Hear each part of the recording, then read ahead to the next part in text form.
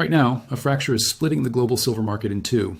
For decades, the entire world has followed the paper price set in New York and London without question. But that world is gone. A new system is rising in the East, one built on physical metal, not paper promises. The catalyst for this great decoupling is China. A massive shift is underway, and it's threatening to expose the paper-silver market as a fragile illusion. The fuses are lit, the vaults are emptying, and if you hold dollars, stocks, or bonds, you need to pay attention. This isn't just a market swing. It's a strategic rewiring of the global financial order, with silver at its very core. Imagine the silver market is a game of musical chairs with 100 people, but only 5 chairs. For years, the COMEX has been playing this game, managing expectations and shuffling paper contracts to create the illusion of a seat for everyone. But China just walked into the room and took 4 of those chairs.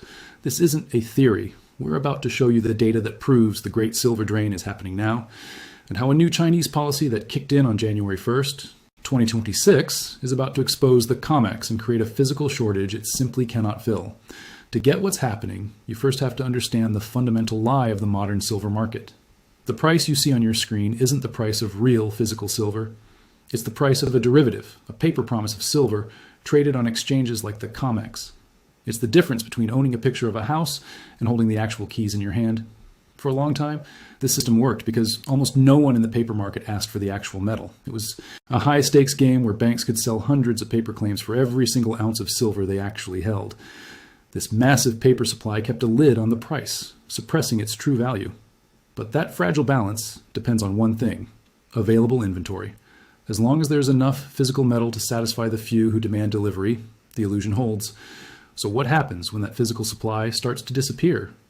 Even before China's big move, the system was showing massive cracks. The market has been in a structural deficit for 5 straight years, meaning demand has outpaced new mine supply year after year.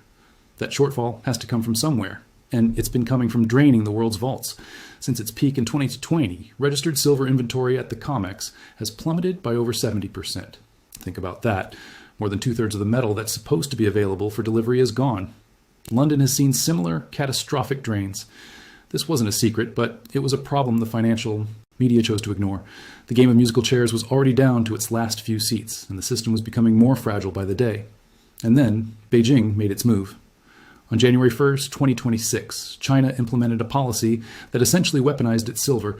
It reclassified silver as a strategic national resource, the same category as rare earth minerals. This wasn't some subtle tweak. It was a declaration. With this move, China rolled out a strict new licensing system for all silver exports. Here's what that means. The days of anyone buying silver from China's smaller producers and shipping it out are over. To export silver now, a company needs a special government license. The requirements are incredibly tough, including a minimum annual production of 80 tons and massive credit lines. The result? The number of approved exporters has been slashed, putting all of China's silver exports under direct state control. For hundreds of smaller independent players, this policy is basically an export ban. Why is this the kill shot? Because China isn't a minor player. It's the linchpin of the global silver supply chain. While it's a huge silver producer, its real power is in refining. China controls an estimated 60 to 70% of the world's refined silver market. They import raw ore from all over the globe, refine it into pure silver, and then re-export a massive amount of it. They are the world's silver refinery. By launching this licensing system, Beijing has become the gatekeeper for a huge chunk of the world's physical supply. The official reason is to protect resources and feed their own booming industries, like solar and EVs, and that's part of the truth. China is the world's biggest industrial silver consumer and has no desire to see its strategic reserves bleed out to the West. But the unspoken reason is geopolitical leverage. Just like the US uses the dollar as a weapon, China is now using its control over critical resources. They've turned off the spigot, and they did it at the moment of maximum vulnerability for the paper markets. This information is being actively ignored by the mainstream narrative. They'll talk about volatility, but they won't explain the mechanics of this drain. If you want to stay ahead of this crisis and get the real data, make sure you subscribe and hit the notification bell. You're going to want these updates in real time. The effect of China's policy wasn't theoretical. It was immediate and explosive. The first sign was the price. Leading up to and right after the January 1st deadline, silver surged, hitting levels over $80 and, in some physical markets, well over $100 an ounce. But the most telling signal isn't the COMEX price, it's the premium.